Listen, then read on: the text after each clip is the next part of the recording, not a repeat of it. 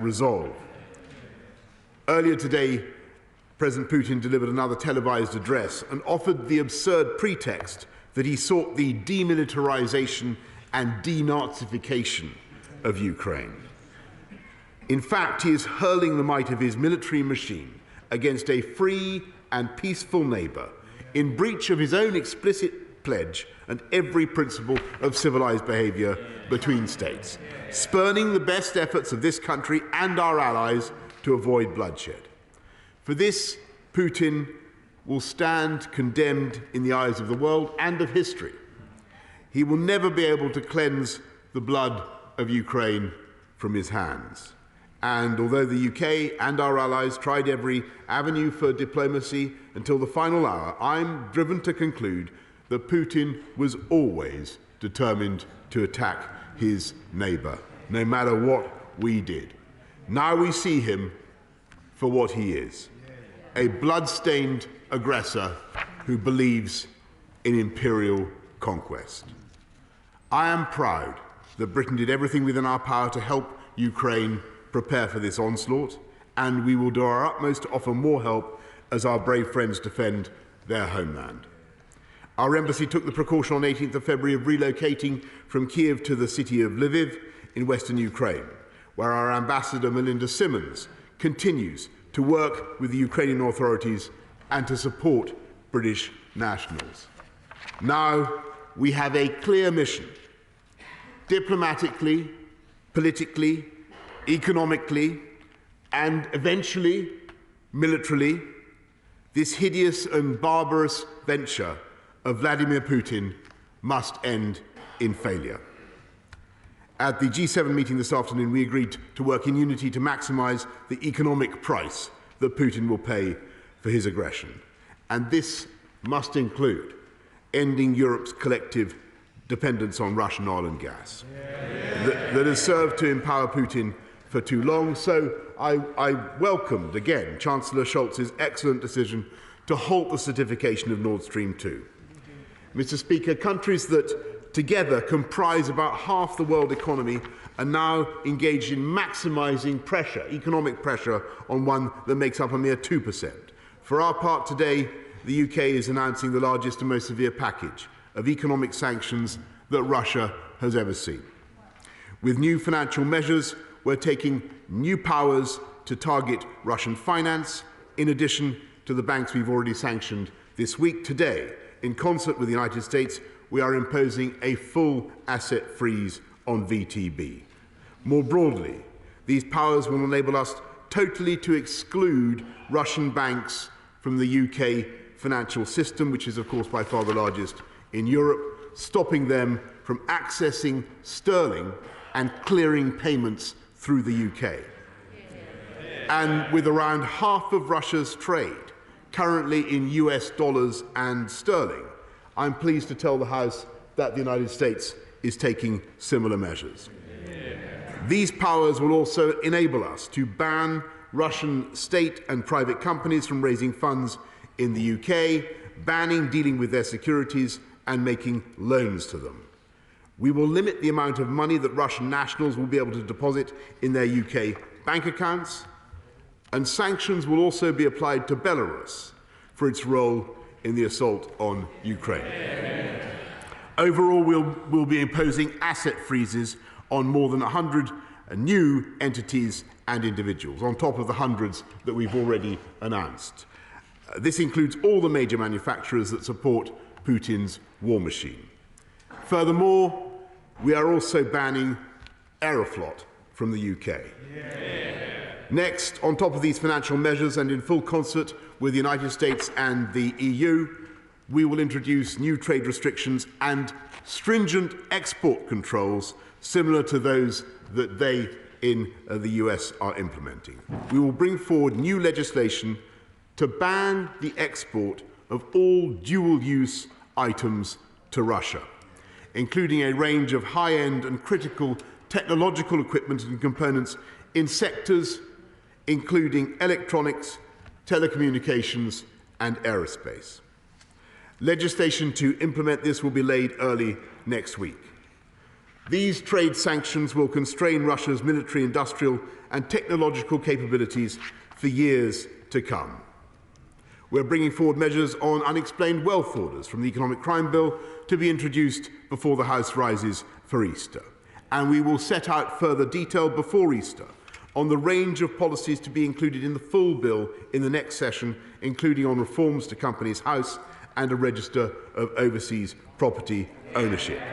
We will set up a new dedicated kleptocracy cell in the National Crime Agency to target sanctions evasion and corrupt Russian assets hidden in the UK, and that means oligarchs in London will have nowhere to hide. And Mr. Speaker, I know that this House will have great interest in the potential of cutting Russia out from SWIFT. And I can confirm, as I've always said, that nothing is off the table. But for all these measures to be successful, it is vital that we have the unity of our partners, the unity in the G7 and other fora. And, Mr. Speaker, Russian investors are already delivering their verdict on the wisdom of Putin's actions. And so far today, Russian stocks are down by as much as 45%, wiping $250 billion from their value in the biggest one-day decline on record. Sberbank, Russia's biggest lender, is down by as much as 45%, and Gazprom down by as much as 39%, while the ruble has plummeted to record lows against the dollar. We will continue on a remorseless mission to squeeze Russia from the global economy piece by piece, day by day, and week by week. And we will, of course, use Britain's position in every international forum to condemn the onslaught against Ukraine, and we will counter the Kremlin's blizzard of lies and disinformation by telling the truth about Putin's war of choice and his war of aggression. And we will work with our allies on the urgent need to protect other European countries that are not members of NATO and who could become targets of Putin's playbook of subversion and aggression. And we will resist any creeping temptation to accept what Putin is doing today as a fait accompli. There can be no creeping normalization, not now, not in the months to come, not in the years ahead. We must strengthen NATO's defences still further. And so today I called for a meeting of NATO leaders, which will take place tomorrow, and I will be convening the countries that contribute to the Joint Expeditionary Force, which is led by the United Kingdom and comprises both NATO and non-NATO members. Last Saturday, I warned that this invasion would have global economic consequences, and this morning the oil price has risen strongly. The government will do everything possible to safeguard our own people from the repercussions for the cost of living. And of course, we stand ready to protect our country from any threats, including in cyberspace. Above all, the House will realise the hard and heavy truth that we now live in a continent where an expansionist power, deploying one of the world's most formidable military machines, is trying to redraw the map of Europe in blood and conquer an independent state by force of arms. And it's vital for the safety of every nation that Putin's squalid venture should ultimately fail and be seen to fail. However long it takes, that will be the steadfast and unflinching goal of the United Kingdom. I hope of every member of this House and every one of our great allies, certain that together we have the power and the will to defend the cause of peace and justice as we have always done. And I say to the people of Russia, again, whose president has just authorized an onslaught against a fellow Slavic people, I cannot believe that this horror is being done in your name, or that you really want the pariah status that these actions will bring to the Putin regime. And to our Ukrainian friends, in this moment of agony, I say that we are with you and we are on your side. Your right to choose your own destiny is a right that the United Kingdom and our allies will always defend. And in that spirit, I join you in saying Slava Ukraini, and I commend this statement to the House. I now call the Leader of the Opposition, Keir Starmer. Thank you, Mr. Speaker. In this dark hour, our thoughts, our solidarity and our resolve are with the Ukrainian people. Invading troops march through their streets. Missiles shell their cities. They've been cast into a war through no fault of their own, because Putin fears their freedom and because he knows that no people will choose to live under his bandit rule unless forced to do so at the barrel of a gun. The consequences of Putin's war of aggression will be horrendous and tragic for the people of Ukraine, but also for the Russian people, who've been plunged into chaos by a violent elite who have stolen their wealth, stolen their chance of democracy, and stolen their future. And we must prepare ourselves for difficulties here. We will face economic pain as we free Europe from dependence on Russian gas and oil and clean our institutions from money stolen from the Russian people. But the British public have always been willing to make sacrifice to defend democracy on our continent, and we will again. The consequences of Putin's actions will be felt throughout the world for years, and I fear for decades to come. Russia's democratic neighbours and every other democracy that lives in the shadow of autocratic power are watching their worst nightmare unfold. So all of us who believe in democracy over dictatorship, in the rule of law over the reign of terror, in freedom over the jackboot of tyranny, must unite and take a stand. We must support the Ukrainian people in their fight, and we must ensure that Putin fails. Putin will eventually learn the same lesson that European tyrants learnt in the last century, that the resolve of the world is harder than he imagines, that the people's desire for freedom burns brighter than he can ever extinguish, and that the light of liberty will prevail over his darkness. For that to happen, we must make a clean break with the failed approach to handling Putin, which after Georgia, after Crimea, after Donbass, has fed his belief that the benefits of aggression outweigh the costs. We must finally show him that he is wrong. That means doing all that we can to help Ukraine defend herself by providing weapons, equipment and financial assistance, as well as humanitarian support for the Ukrainian people. We must urgently reinforce and reassure our NATO allies in Eastern Europe, who now stand at the frontier of Putin's aggression. And the hardest possible sanctions must be taken against the Putin regime. It must be isolated, its finances frozen, its ability to function crippled. That means excluding Russia from the financial mechanisms like SWIFT and banning trade in Russian sovereign debt. I welcome the set of sanctions outlined by the Prime Minister just now and pledge opposition support for further measures. And there are changes we must make here in the UK.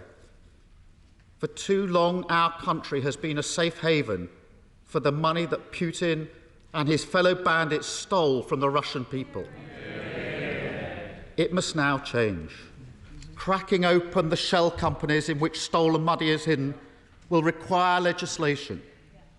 Bring it forward immediately, Prime Minister, and Labour will support it, along with the other measures that the Prime Minister has just outlined. Thank you, and we will support it. Mr. Speaker, this must be a turning point in history. We must look back and say that this terrible day was actually when Putin doomed himself and doomed his plan to reassert Russian force as a means of controlling Eastern Europe to defeat. We know how Putin operates, so we know how to defeat him. He seeks division, so we must stand united. He hopes for inaction, so we must take a stand. He believes that we are too corrupted to do the right thing, so we must prove him wrong. I believe we can, and in this dark hour, we can step towards the light. Thank you, Mr. Speaker. Prime Minister. I want to say how grateful I am to the Right Honourable Gentleman for the terms in which he has just spoken and the robust support that he is offering to the government and to the Western Alliance, Mr. Speaker, at a very, very difficult time. And I think the whole House can be, turning to some of the issues that he raised very briefly, I think the whole House can be proud of the role that the UK has played in pioneering military support, logistical support to the Ukrainians, the role that we played in bringing together a ferocious package of sanctions, which we will now implement. And we will bring our allies together, Mr. Speaker, to protect NATO, to show that President Putin will get a tougher Western alliance as a result of his actions, not a weaker Western alliance. And I think, Mr. Speaker, that events will show that the Russian president has profoundly miscalculated.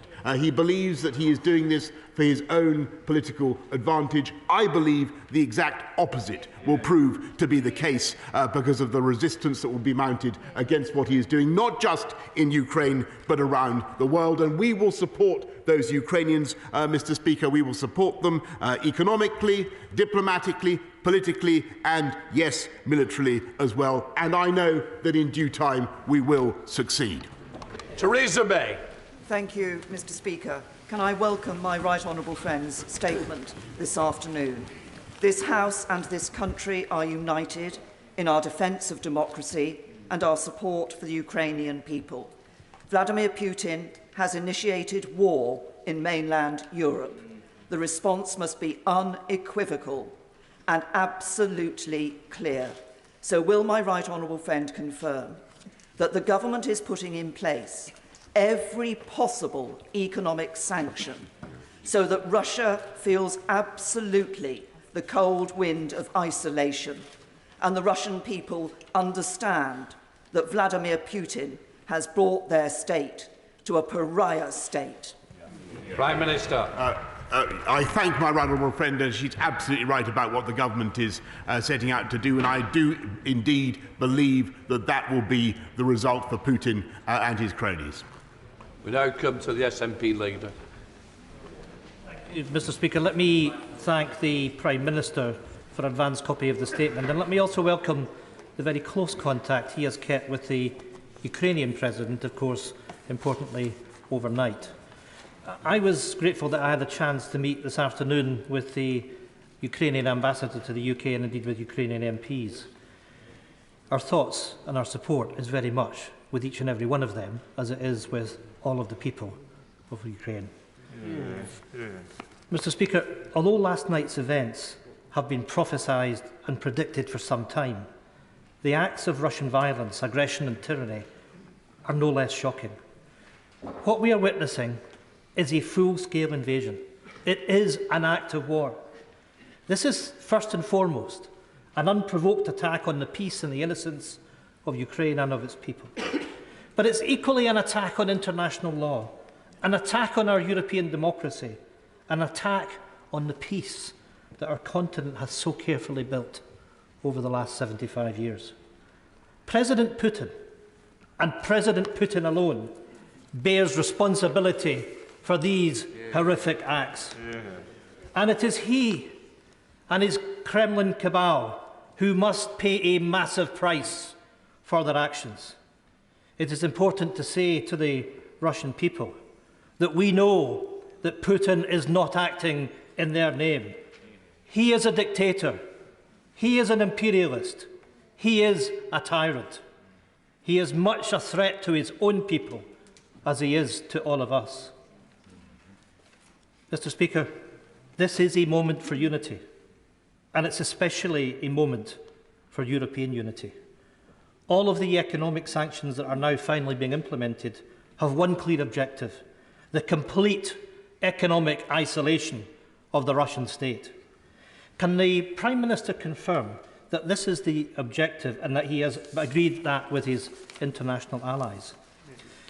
That economic isolation must include sanctions on Putin and his network of oligarchs and agents, their expulsion from countries around the world, sanctions on his banks and their ability to borrow and function, and sanctions on his energy and mineral companies. And as I said yesterday, it must finally mean clearing up the sewer of dirty Russian money that has been running through the City of London for years. And I know all the complications involved, but can I ask the Prime Minister that the actions to be taken to suspend Russia from the SWIFT payment system, one of the steps that would hit the Putin regime the hardest. But just as we rightly seek to punish Putin, we must redouble our support and solidarity